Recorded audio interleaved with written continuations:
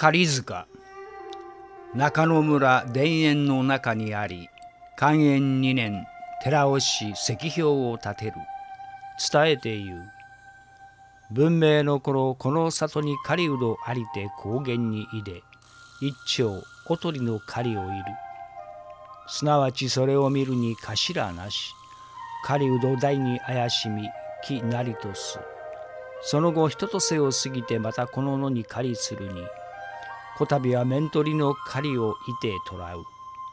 翼の中を見るに、はじめに糸りしおとりの頭を抱きてしす。狩人これを鑑うるに、人とせ先のおとりの頭は、彼が夫取りの頭なり。恩愛執着の深きを感じて、大に帝国し、たちまち出家して私有の狩りのために菩提を弔い、教を受して仏門に帰すること大方ならず、かの私有をここに込め収めて狩塚と呼ぶ。近年その志主を石にえりて火を立て、この因縁を世に知らしむこととなりぬ。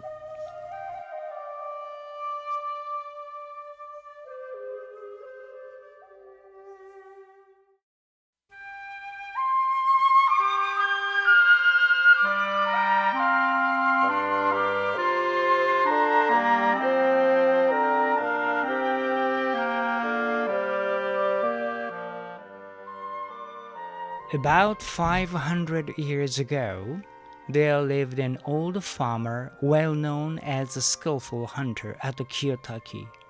The old man was very kind and gentle. Above all, he loved his wife very much. Everybody in his village knew that very well. But when his wife passed away after a long illness, the old man suddenly changed.He never laughed or talked. Though he had some rice paddies, he gave them to his son. Soon he became involved in hunting birds and animals. He hunted and hunted as if he enjoyed killing. One day in January, the old hunter set out hunting and wandered from Kariya to Shitonmiya along the river near.He looked for wild geese. In the past, there had been a lot of ponds and swamps with thick tall reeds, but now most of them were turned into rice paddies, so very few migratory birds came for water grass. When he came to Shitonmiya,The skillful hunter never failed to notice a flock of several wild geese resting in a swamp. Quickly he took out an arrow, fixed it to the bowstring, and shot it. He was sure the arrow would exactly hit one of the wild geese. He hurried through the thick reeds to the wild goose. When he picked it up, he was surprised. The goose had no head.The arrow was also gone. He looked around for the head and the arrow in the reeds, but couldn't find either of them. He had never experienced this before. It was very strange, and the skilled hunter was scared. He hurried home.The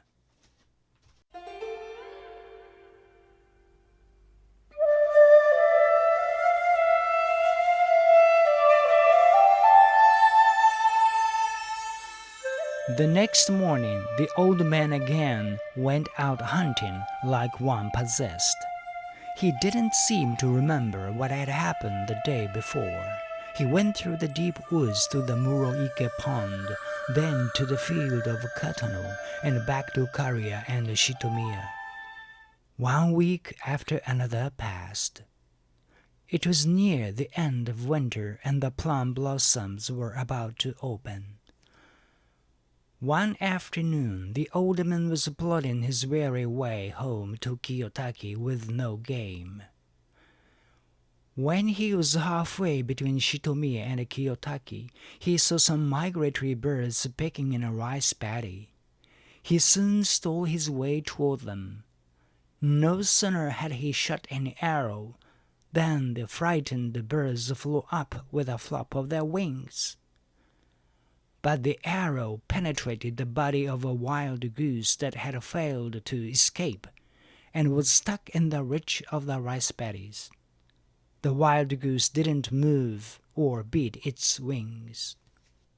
The hunter proudly came up to the bird and found it was a female wild goose. It looked very thin and worn out. When the old hunter got down to take the arrow out, he saw something very queer where the wings come together when folded.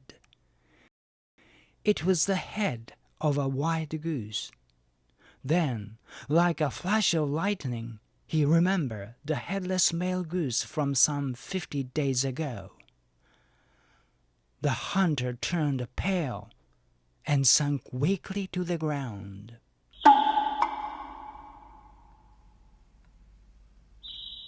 They must have been a couple, he said to himself. The wife goose had been warming the husband goose's head for 50 days. How deeply the wife had loved her husband. The old man was greatly moved. The wife goose had kept warming his dead husband sadly and alone. She was so grief-stricken that she got thinner and thinner. She couldn't even escape when the old man shot a quick arrow. The old hunter understood everything now that he had killed the poor bird. He moaned. Tears rolled down his cheeks. He groaned, recalling his own wife who had died 5 years before.